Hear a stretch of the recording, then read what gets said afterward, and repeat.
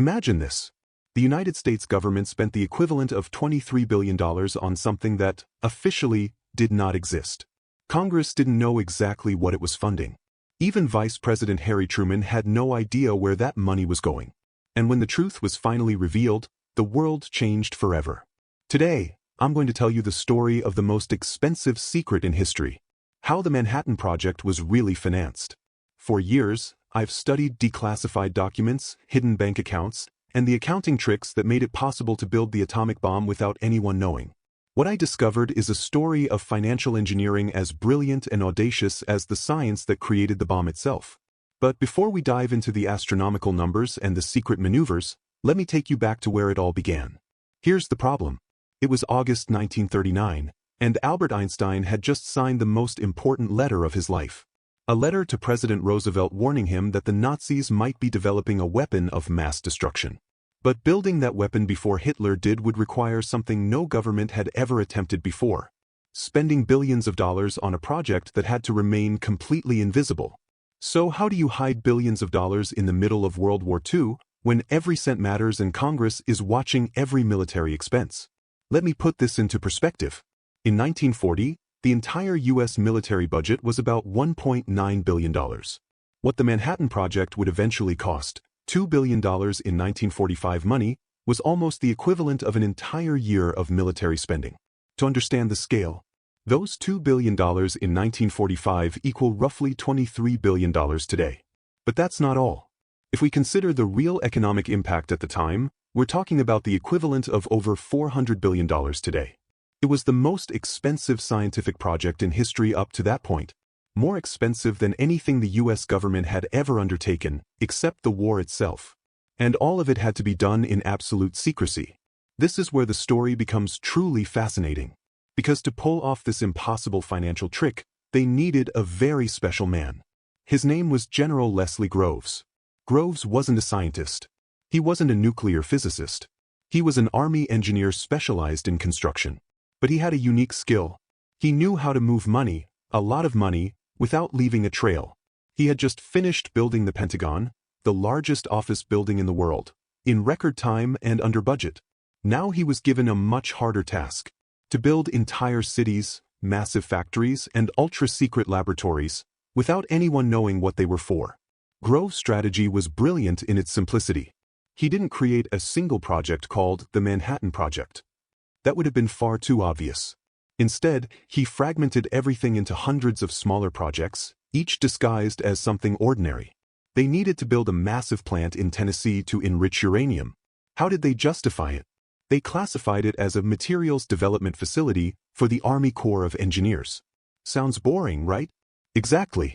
They needed another huge installation in Washington state. They called it the Hanford Engineer Works. Officially, it was just another military engineering facility. In Los Alamos, New Mexico, they built an entire laboratory in the middle of the desert. Its official address was simply P.O. Box 1663. That's it. A post office box.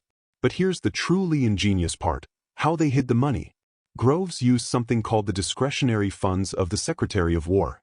These were funds that the President and the Secretary of War could spend without specific congressional approval, as long as it was for national defense. But $2 billion far exceeded any discretionary fund. So what did they do?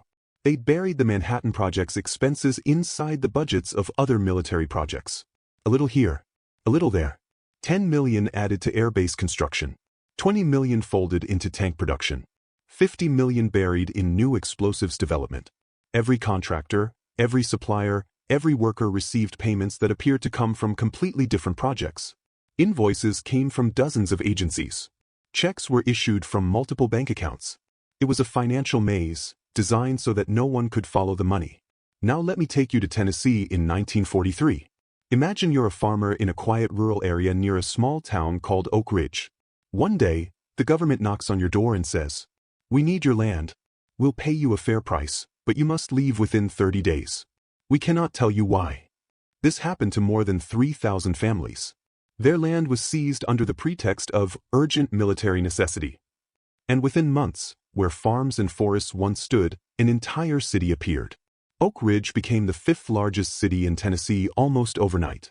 At its peak, It housed 75,000 people. It had schools, hospitals, stores, churches, everything. But officially it didn't exist. It wasn't on any map. It had no official address. If you asked what was happening there, the answer was always the same. War work. The construction costs were staggering. The K-25 plant alone, used for uranium separation, cost $500 million. To put that in perspective, the Empire State Building, the tallest building in the world at the time, had cost $41 million. This was a single facility that cost more than 10 times the Empire State Building. Then there was Hanford in Washington State. Built in a remote desert along the Columbia River, it produced plutonium, the other path to the atomic bomb. Hanford was even larger than Oak Ridge. At its peak, it employed 50,000 workers.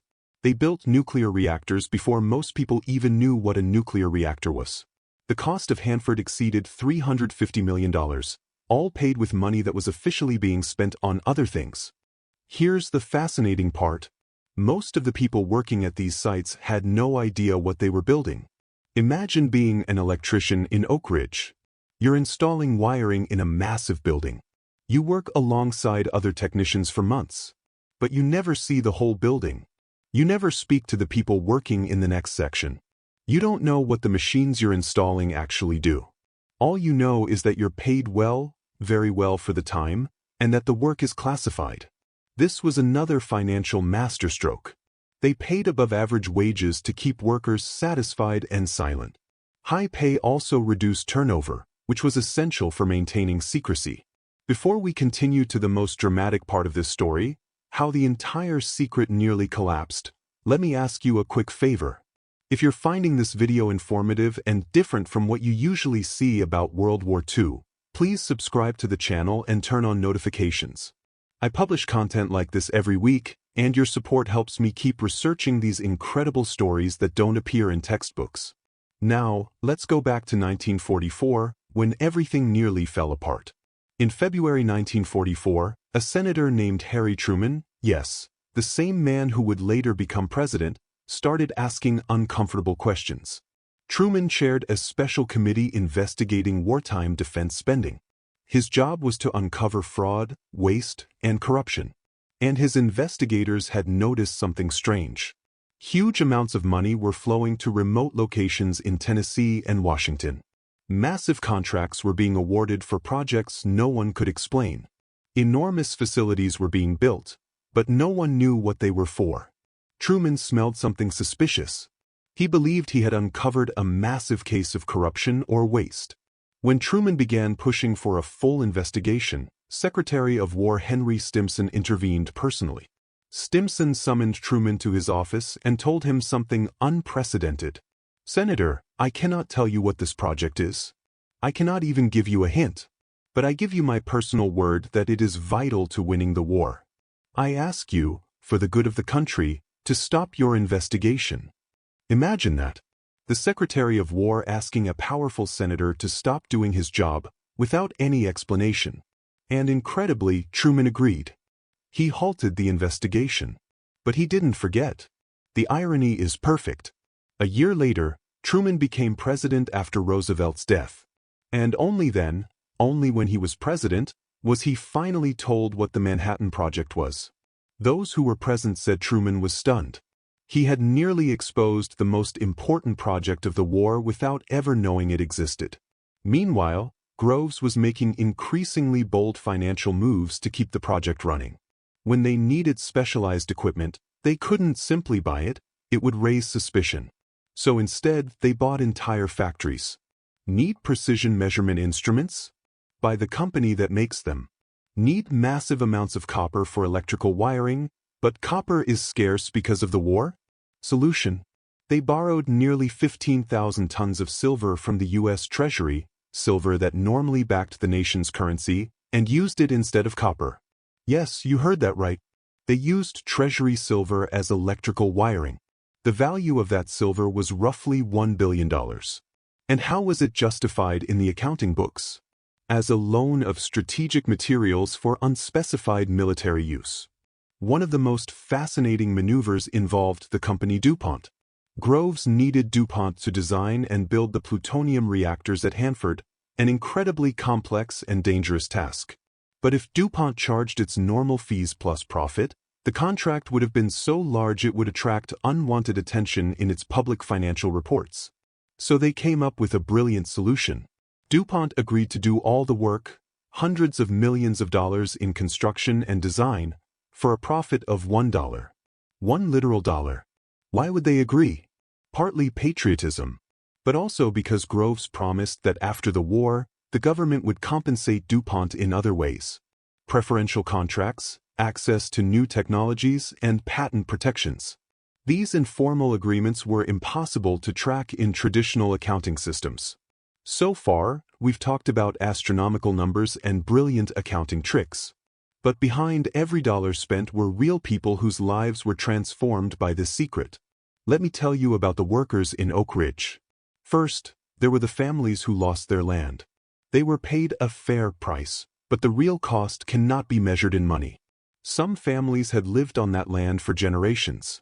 Family cemeteries had to be relocated. Entire communities simply disappeared. One elderly woman refused to leave her farm. She was physically removed by federal officers.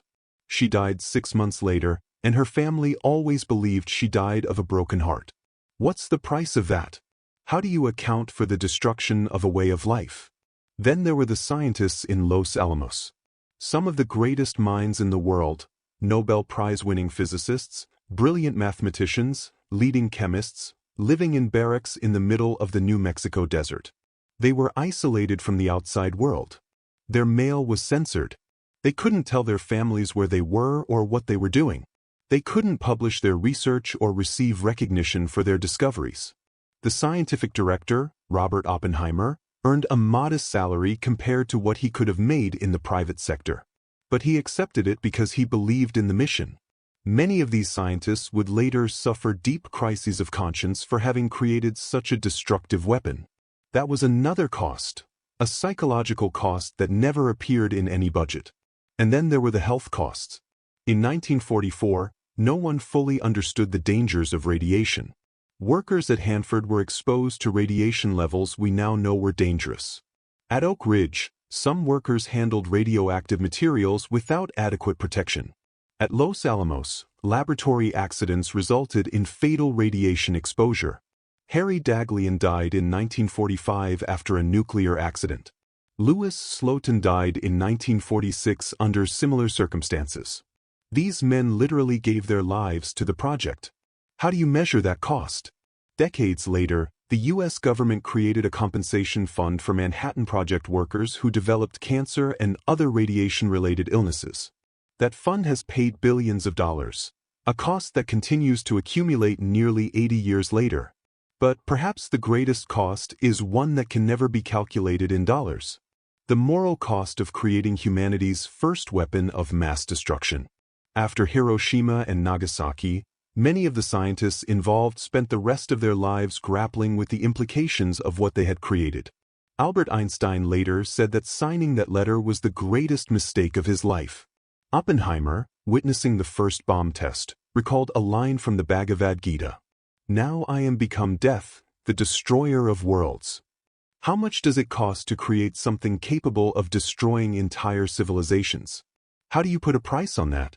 On August 6, 1945, the world finally learned where all that money had gone. When the bomb fell on Hiroshima, the U.S. government suddenly had to explain this new apocalyptic weapon. And that meant revealing the Manhattan Project. On the same day as the bombing, the government released a carefully prepared press statement. For the first time, they publicly admitted the existence of Oak Ridge, Hanford, and Los Alamos. For the first time, they revealed they had spent $2 billion on the most secret project in history. The American public's reaction was mixed. On one hand, there was amazement. How had the government built entire cities, employed hundreds of thousands of people, and spent billions of dollars without anyone knowing? On the other hand, there was pride. The United States had achieved what many believed was impossible. They had won the scientific race against the Nazis. But there were also uncomfortable questions. Was it appropriate for the government to spend so much money in secret? What other secrets might they be hiding? Had they opened the door to an era of permanent government secrecy? When Congress finally learned the full story, they were furious. Not because of the project itself, most agreed it had been necessary, but because they had been kept completely in the dark. Hearings were held. Groves testified. Stimson had to explain how they justified keeping Congress ignorant of such massive spending. The government's argument was simple. Absolute secrecy was necessary. If Congress had known, information might have leaked. Enemy spies could have discovered the project. Everything could have been lost. And they were right about one thing. There were spies.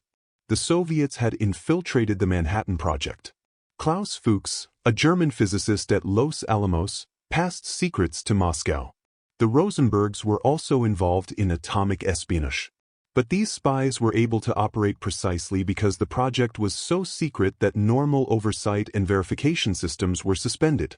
The Manhattan Project set a precedent that still defines our world today. The idea of black budgets, secret government programs funded with money that doesn't appear in public budgets. Many classified military programs.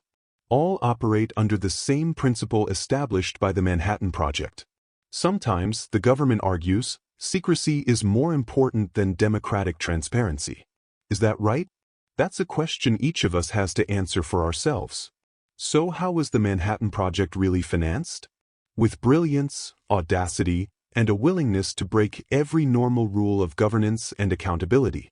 It was funded with inflated discretionary funds, fragmented budgets, creative accounting, and absolute secrecy. It was funded with Treasury silver used as electrical wiring. It was funded with $1 contracts to giant corporations. It was funded with entire cities built in places that officially did not exist. And it worked. Against all odds, against all logic, it worked. But let me leave you with one final question, the one I kept asking myself throughout this investigation. Was it worth it? $2 billion. Hundreds of thousands of people displaced. Lives transformed. Families destroyed. Health risks no one understood. A weapon capable of ending human civilization. On one hand, the Manhattan Project helped end the war and may have saved millions of lives that would have been lost in an invasion of Japan.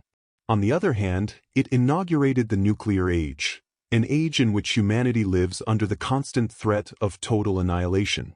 Economist John Kenneth Galbraith once calculated that the $2 billion spent on the Manhattan Project represented the most intense concentrated economic effort in human history up to that point. More concentrated than the pyramids. More concentrated than medieval cathedrals. More concentrated than anything else. And all of that effort, all that money, all that human brilliance, scientific and financial alike, was devoted to creating the most perfect instrument of destruction the world had ever known. So what can we learn from this story today? First, when a government truly wants to do something, it can always find the money. The impossible $2 billion suddenly appeared when there was enough political will and urgency. Second, secrecy has a cost. Yes, the Manhattan Project succeeded.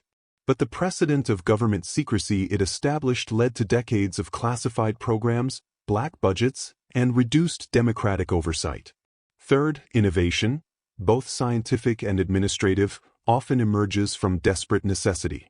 The project management techniques developed by Groves are still taught in business schools today. And fourth, every technological breakthrough has a price, not just in dollars, but in human and moral consequences that can last generations. Today, when we visit the museums at Oak Ridge or Los Alamos, it's easy to marvel at the science and engineering, the split atoms, the chain reactions, the elegant physics. But beneath all that science was something just as remarkable, the financial and administrative machinery that made the impossible possible. It was the most expensive secret in history, and it changed the world forever. If you made it this far, thank you for joining me on this journey through one of the most fascinating and complex stories of the 20th century. If you enjoyed this deep and different analysis of the Manhattan Project, please subscribe to the channel. Every week, I research stories like this, the details that don't appear in typical documentaries, the human stories behind major events. Give this video a like if you learned something new, and let me know in the comments. Do you think the ends justified the means? Was it right to spend so much money in secret? I'd love to hear your thoughts. And if you want more content like this, I have videos on other secret wartime projects, the space race, and other moments where money and secrecy changed history. I'll see you in the next video.